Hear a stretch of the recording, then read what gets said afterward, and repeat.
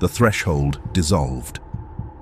The Mountain of Kings materialized around Naraka in absolute darkness.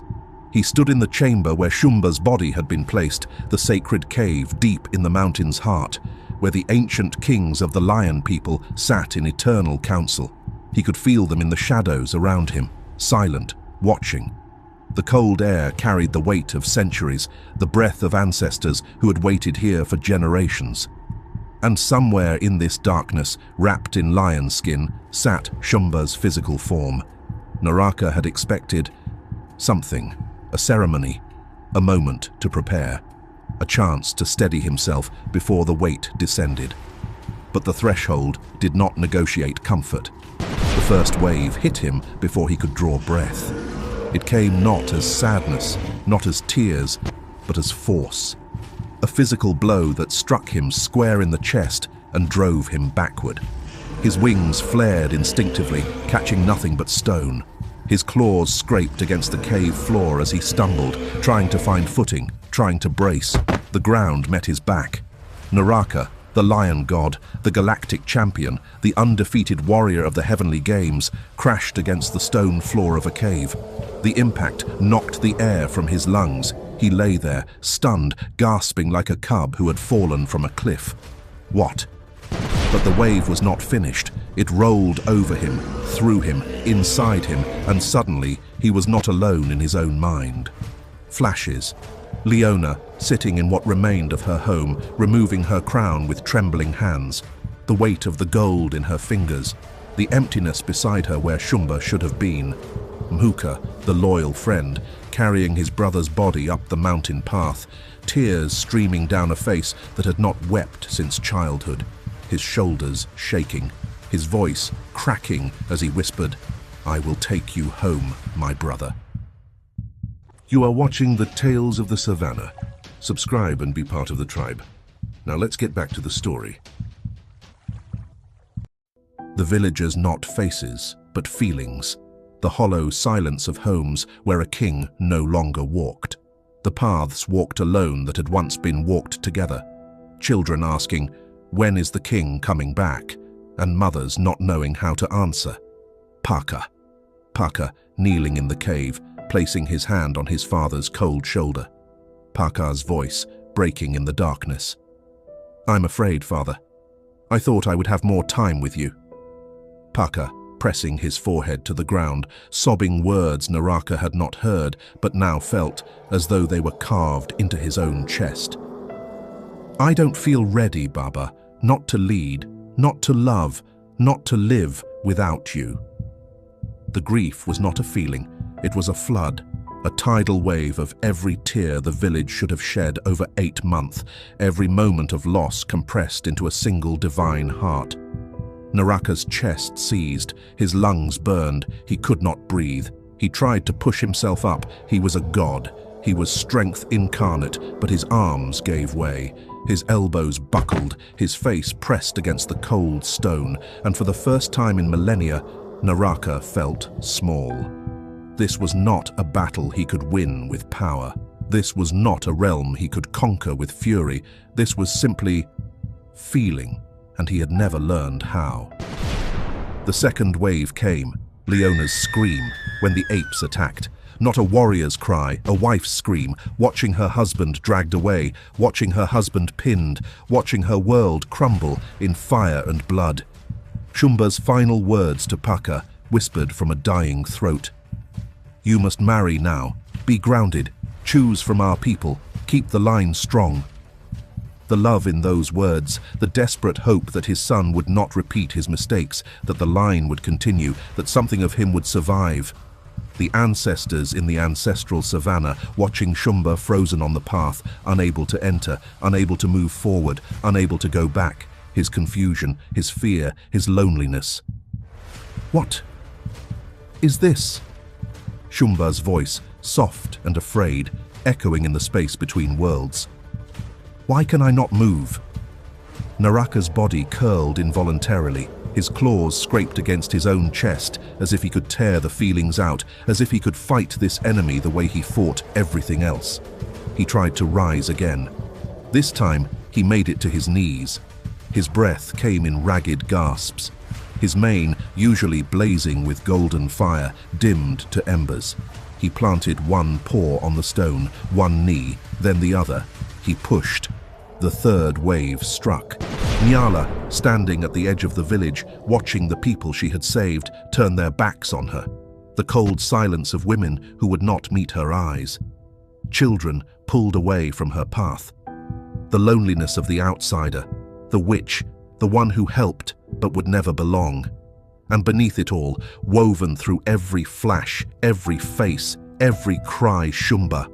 Shumba's laugh, Shumba's roar, Shumba's steady hand on Paka's shoulder, Shumba kneeling before Naraka with tears in his eyes, whispering, "I am their king. I am nothing without them."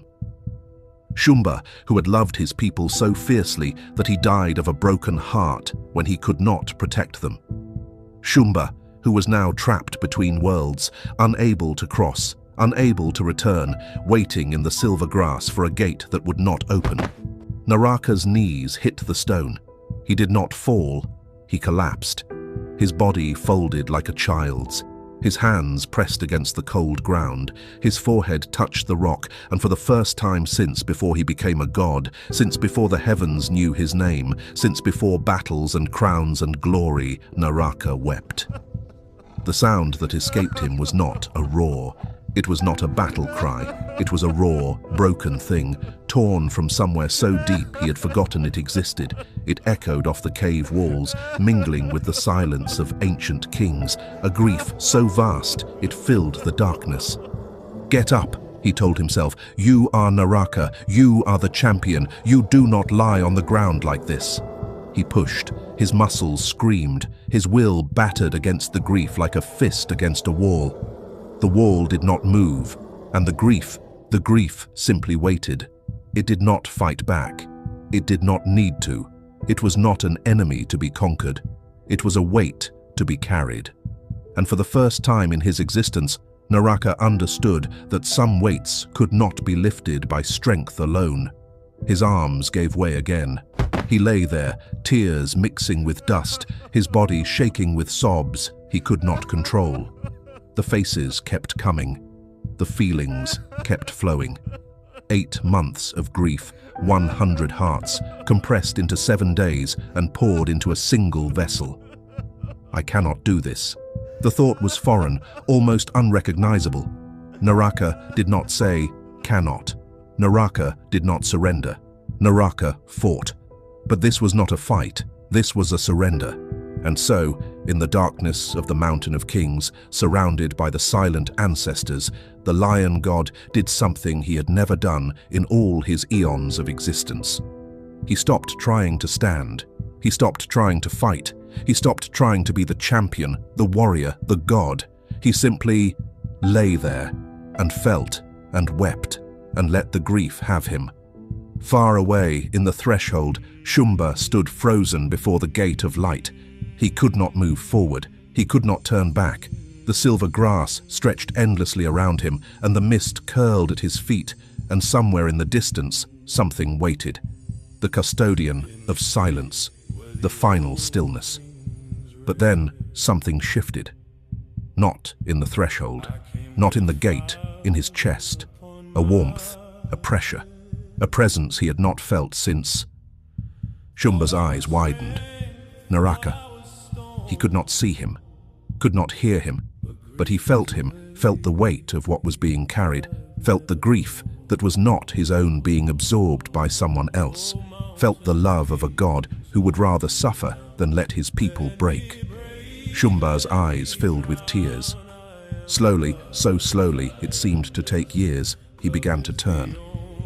In the cave, Naraka did not see him turn. He did not see anything. His eyes were closed, his body racked with sobs, his mind drowning in a sea of borrowed pain. But he felt it. The shift in the threshold, the movement of a frozen soul, the first step toward the gate, and somewhere beneath the grief, beneath the tears, beneath the weight of 7 days, he was only beginning to understand. Naraka smiled. It was a broken thing, that smile, wrecked and raw and barely there. But it was real. And it was enough. The first day had begun, 6 more to go, and the lion god lay on the cold stone, weeping for his people, for Shumba, for the love that would not let him stand. The ancestors watched in silence. The mountain held its breath. And somewhere in the silver grass of the threshold, Shumba completed his turn. His eyes met the distant place where he could feel Naraka's presence, not with sight, but with something deeper, something older, something that needed no gate. And in that moment, Shumba understood.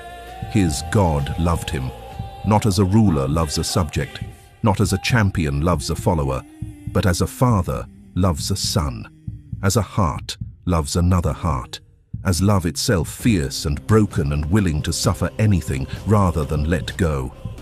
And Shumba, son of the lion, king of the savannah, took his first step toward home.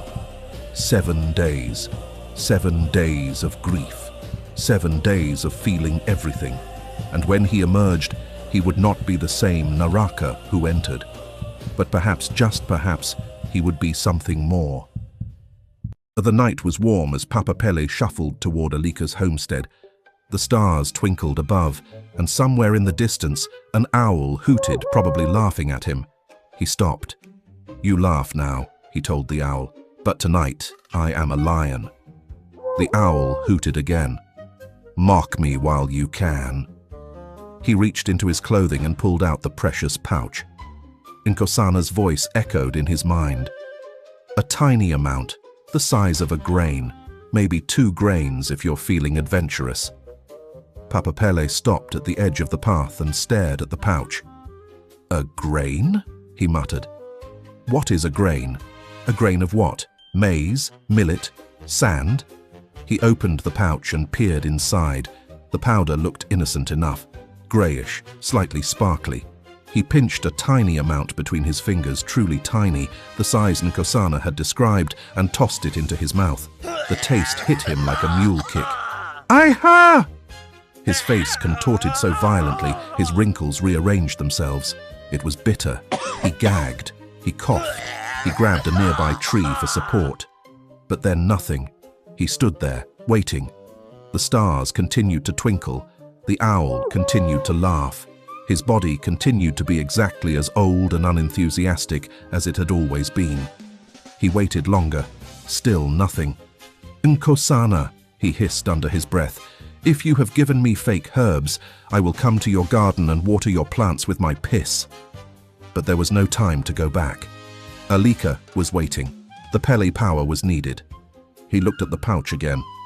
"Maybe," he said slowly, "it was a spoonful. Yes, a spoonful makes more sense. Nkosana speaks in riddles. A grain is too small. A spoon is proper." He scooped a generous heap onto his palm and threw it into his mouth. The bitterness this time was so intense that Papa Pele's eyes watered, his nose ran, and for a moment he genuinely wondered if this was what death felt like. He swayed. He grabbed the tree again. The tree, which had done nothing wrong, now had to hold up a 70-something-year-old man having a spiritual experience with herbs. He waited. Nothing. He patted his chest. He looked down at his trousers. He waited some more. "I knew it!" he exploded, waving the pouch at the uncaring sky. "Fake herbs! Scammer! His goats are probably also fake. Nkosana is a fraud. His ancestors are embarrassed. Zuberi would never." But then he remembered. He was already here. Alika's hut was right there, a soft glow of firelight visible through the cracks in the door. He could hear movement inside. He stuffed the useless pouch back into his clothing, straightened his tunic, wiped his face, and attempted to compose himself. "The Pele power does not need herbs," he told himself firmly. "The Pele power comes from within, from experience, from 70-something years of dedicated practice." He approached the door, and then he remembered. The knock. He had promised a knock, like a dove's heartbeat. He raised his hand and tapped 3 times. Tap, tap, tap. Silence. Then the door flew open. A hand shot out, grabbed his arm, and yanked him inside so fast his feet barely touched the ground. Did anyone see you? Alika hissed, pressing her back against the closed door. Papa Pele straightened his twisted jacket. No, nobody saw me. I told you, I am the grave. I am the silent tomb. Secrets enter me, and they... He stopped, because something was happening. The walls of Jericho were beginning to stand. And these were not small walls, these were giants. Papa Pele looked down, his eyes widened, his mouth opened, but no sound came out. Alika followed his gaze. "Oh," she said. "Oh," Papa Pele agreed. The sweat immediately erupted on his forehead. His hands began to shake, his knees knocked together, but a certain part of him was standing at full attention, as if preparing for battle. The herbs," he stammered. They were not fake." "You took herbs?" "Yes, Nkosana gave me for the magic." He moved toward her. Alika took a step back. "Papa Pele." "The Pele power," he said, his voice deeper than usual, his eyes taking on a wild glint. "You need the proper Pele power." "I asked for the entry-level skills." "The entry-level skills are no longer on offer." He advanced, his arms spreading wide. "But the full experience, that is what the ancestors intended." Alika circled around a cooking pot, keeping it between them. "Papa Pele, you are sweating a lot. Are you having a heart attack?" "I am having a renaissance."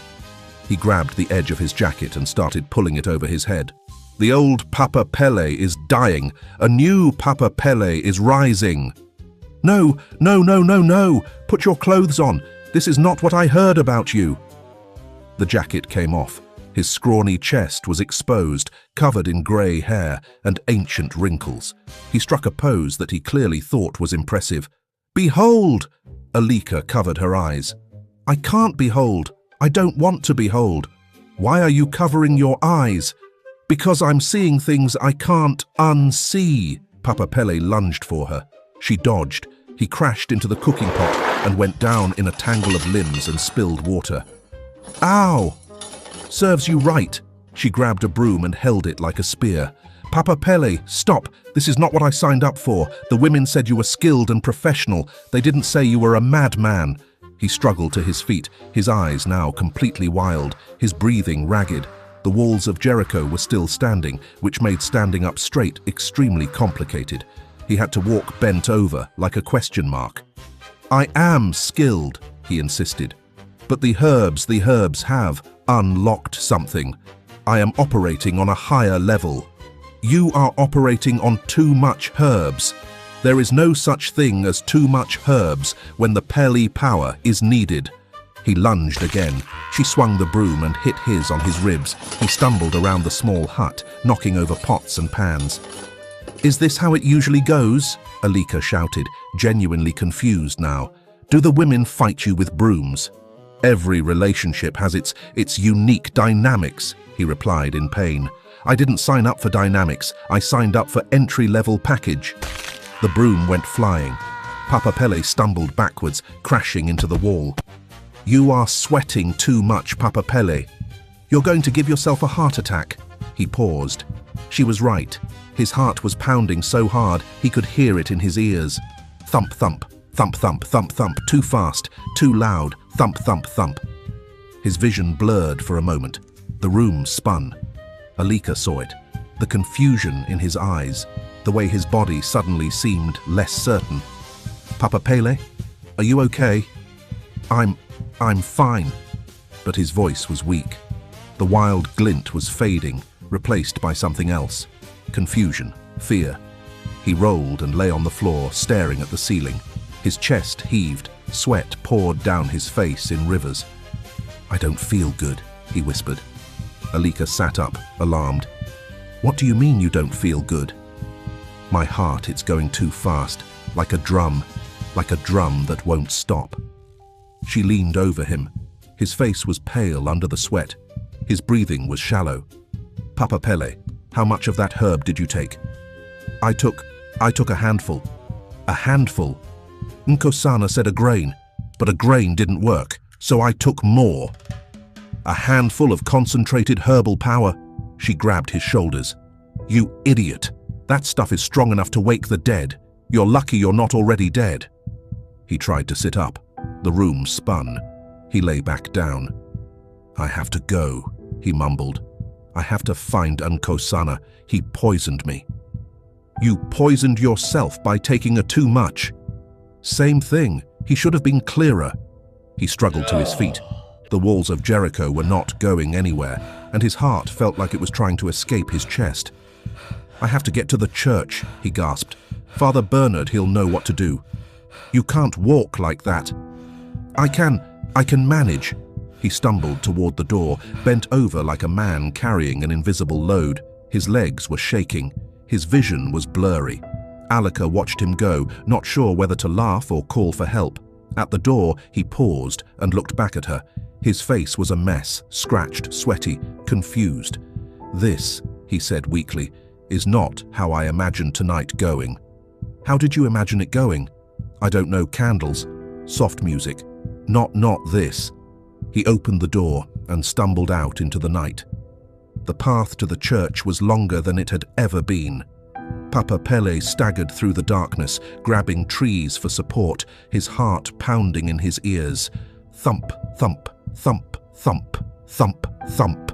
Too fast, too loud. Thump, thump, thump. "Nkosana," he wheezed at the uncaring stars. "If I die tonight, I will haunt your herb garden forever. I will come back as a spirit, and I will scare your plants." The owl hooted again. This time, it sounded like laughter. He stumbled again, went down on one knee. The world spun. He thought about Alika, about the broom, about the wrestling, about the sweat dripping on her face. "I apologized for the wrestling, right?" "I'm usually a gentleman," he muttered. "I think I apologized. Maybe I didn't. I should have apologized. My reputation is ruined." He forced himself up. The church was close now. He could see the cross on the roof, silhouetted against the stars. Thump, thump, thump. His heart was racing faster now, irregular, like a drum being beaten by someone who didn't know the rhythm. "Father Bernard," he gasped. "Open the door. I am in trouble." He reached the church door. His hand closed on the handle. Then his vision went white. And Papa Pele, the village jester, the self-proclaimed grave of secrets, the man who had survived 70-something years of life, collapsed against the door. His last thought before the darkness took him. "Nkosana, you owe me a new heart." Inside the church, Father Bernard looked up from his book. He had heard something. A thump, a knock. He waited. Nothing. He returned to his reading. Outside, Papa Pele lay against the door, his body finally still, his heart still beating, but barely. The stars watched. The ancestors watched. Papa Pele's fate hung in the balance. The underwater chamber glowed with soft bioluminescence. Mami Wata sat on her throne of coral and pearl, her fingers tracing the armrest in slow, deliberate circles. The door opened. A mermaid glided in, her scales shimmering with urgency. Mami Wata did not look up. "Speak." The messenger hesitated. This was not easy news to deliver, but the queen's voice allowed no delay. "My queen, the human woman, Akina, I have confirmed it." Mami Wata's fingers continued their slow circles. Her face did not change. "Lulenga visits her in her homestead. He has been there multiple times. They are close." The words hung in the water like poison. Mami Wata said nothing. Her expression remained perfectly still, calm as the ocean's surface before a storm, deep as the trenches where light never reached. The messenger waited, trembling. After a long moment, Mami Wata lifted one hand, a small gesture. Dismissal. "Leave me." The messenger fled. Mami Wata sat alone in her chamber. The bioluminescence pulsed gently around her. Her face revealed nothing, but beneath that calm, something ancient stirred. The door opened again. Lulenga entered, fresh from the surface, still carrying the faint warmth of the human world on his skin. He saw her sitting there, regal and still, and smiled. "Mami." She looked at him. Her eyes were the same as always, deep, knowing, unreadable, but something behind them had shifted. "Lulenga," she said, just his name, nothing more. He crossed the room toward her. "I was thinking, sit." He stopped. The word was not sharp. It was quiet, but it landed like an anchor. He sat. She studied him for a long moment. Then she spoke, her voice smooth as silk over deep water. "Lulenga, do you remember when you used to ask me about Ziva?" His face tightened. The old wound, the jealousy, the curiosity that had eaten at him for so long. "Yes," he said carefully. "I remember. You wanted to know what I did with him, what we shared, the parts of me you had never seen." He shifted uncomfortably. "That was a long time ago. You said no, we moved past it." "Did we?" He looked at her, confused. "What do you mean?" She leaned forward slightly, just enough to make the water between them feel heavier. "I am ready now." The words took a moment to land. When they did, Lulenga's heart skipped. "What?" "I am ready," she repeated, "to show you, all of me, what I did with Ziva, what you have always wanted to experience." Lulenga stared at her. His mind raced. This was what he had begged for, what he had dreamed of, what he had finally accepted he would never have. "Why now?" he asked. "What changed?" She smiled. It was a beautiful smile, warm, inviting, and something else, something he could not quite name. "Things change, Lulenga. Sometimes people are good. Sometimes they are so bad, you just want to—" She paused. Her smile widened just slightly. "Remind them." He laughed, relieved. "You're in a strange mood tonight." "I am," she agreed. "A very strange mood." His heart was pounding now, excitement, anticipation. The thing he had wanted for so long, finally within reach. But somewhere beneath the excitement, a tiny voice whispered, "Does she know? About Akina?" No. If she knew, she would be screaming. She would be raging. She would be destroying things.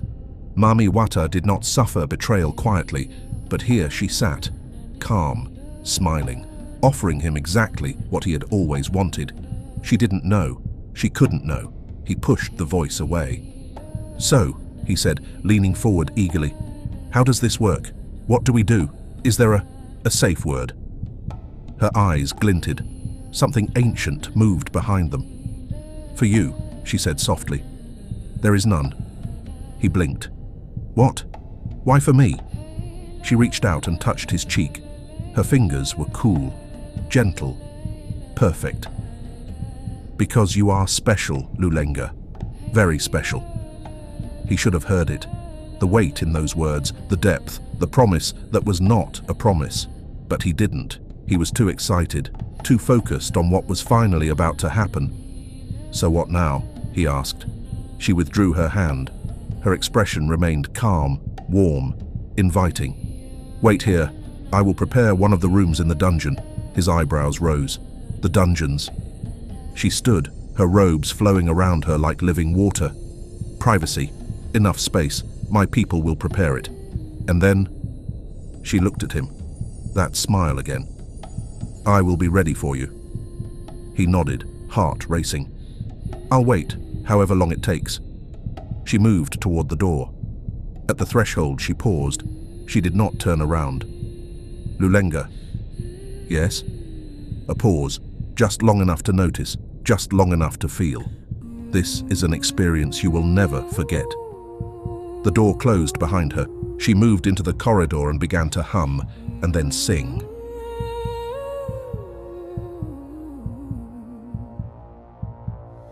You asked me once what I kept inside, the parts of me I never let you see.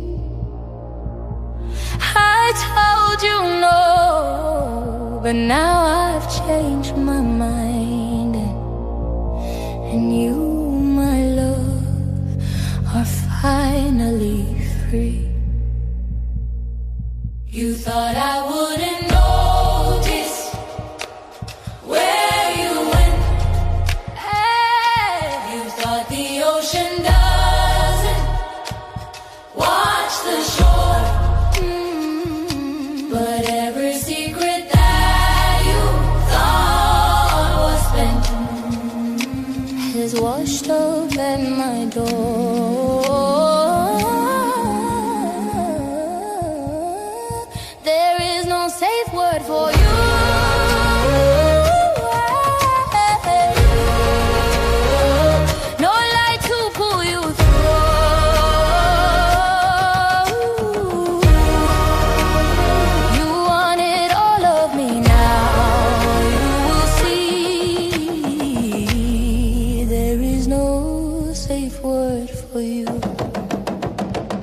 She has a name, I know it well.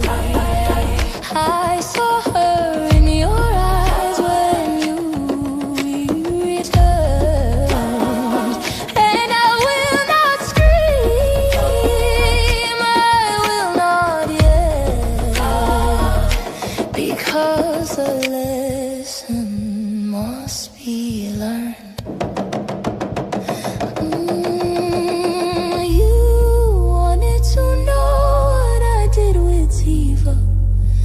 Now you will experience it, all of it.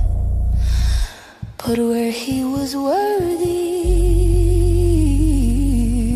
you are simply a lesson. Behind her, Lulenga sat alone in the chamber, excitement coursing through him like electricity. He did not see her face after the door closed, did not see the way her smile vanished, did not see the ancient cold that settled over her features. He did not see the hurt in her eyes, because there was no hurt in her eyes. There was something else, something patient, something that had waited, something that would not scream or rage or destroy things in a fit of temper, something that would simply prepare a room. She reached the entrance to the dungeons, a vast network of chambers carved from the deepest rock, where the water ran cold and dark, where prisoners were kept and secrets were buried. She turned to her guards. Prepare Chamber 7, the largest one, soundproof, lightproof, seal it completely. The guards exchanged glances but did not question. Yes, my queen. She stood at the dungeon entrance, watching them work. Her face betrayed nothing. Behind her, in the royal chamber, Lulenga waited with eager anticipation. He thought he was about to experience pleasure. He was about to experience Mami Wata. And somewhere in the depths of the ocean, the water grew colder. The storm was coming. And Lulenga, foolish Lulenga, was swimming straight into it.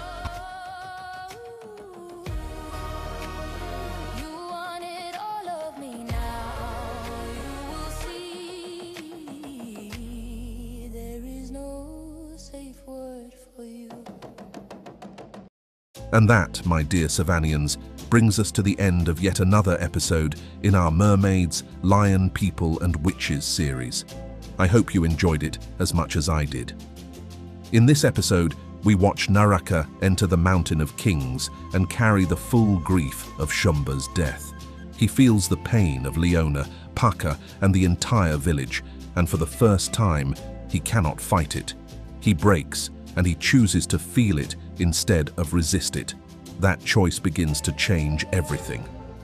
At the same time, Shumba stands frozen at the threshold, but as Naraka carries the burden, he feels it and understands. He turns and takes his first step toward home. We also see Papa Pelle lose control after taking too many herbs. What begins as chaos turns serious as his heart fails and he collapses outside the church. And beneath the water, Mami Wata learns about Lulenga and Akina.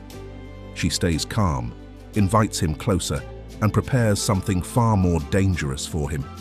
Everything is shifting. Power, love, and consequences are all moving at once. What will happen next? We will just have to wait and see. Until next time, stay wild, stay curious, and stay ready for what's to come. Want to support the channel and become an even bigger part of our tribe? You can join for as little as the cost of a coffee each month. Your support helps me continue creating the content you love, but of course, just having you here is already more than enough. Thank you for being part of this journey. To those of you who have already joined the tribe, thank you from the bottom of my heart. You are truly the heartbeat of this channel. And as always, thank you for watching our story, and we hope you enjoyed it. What lessons did you draw from this story? Share your thoughts with us in the comments below. Don't forget to subscribe and be part of the tribe. Thank you for watching The Tales of the Savannah. We will see you next time in the Savannah.